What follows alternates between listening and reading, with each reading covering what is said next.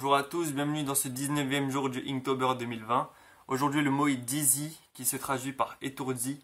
C'est parti. J'ai d'abord voulu faire un enfant qui aurait la nausée en sortant d'un tourniquet, mais comme d'habitude les premières idées que j'ai sont les plus évidentes et donc les moins originales.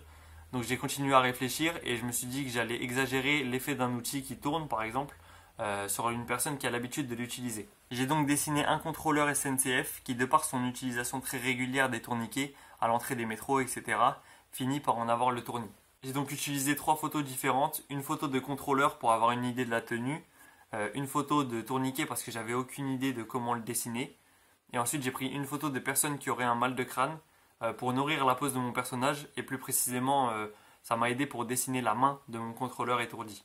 Il n'y a pas vraiment de composition aujourd'hui, à part peut-être la main qui nous guide un peu plus vers le visage du personnage et donc vers l'illustration du terme, étant donné que c'est le visage qui retranscrit le mieux l'étourdissement.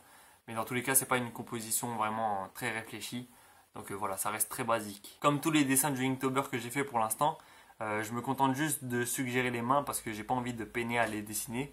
Et là, au final, c'est l'élément limite que j'aime le plus dans ce dessin. Par contre, comme d'habitude, avec tous mes dessins du Inktober, d'ailleurs ça revient un peu trop fréquemment, il faudrait que je fasse des décors, la page a l'air encore un peu trop vide. Pareil pour l'effet d'étourdissement. Le petit tourbillon que j'ai fait au-dessus de sa tête, pour moi, il n'est pas suffisant. Je devrais faire un peu plus d'efforts, etc. Même si en vrai, la pose de mon personnage le retranscrit assez bien, j'aurais pu faire un peu plus. Voilà la fin de ce 19e jour, je vous donne rendez-vous avec le jour 20. Le mot ce sera coral, qui signifie corail en français. Désolé, j'ai pas mis d'accent, mais bon, bref, on s'en fout. J'espère vous avoir inspiré et si possible donner envie de dessiner. À demain pour le jour 20.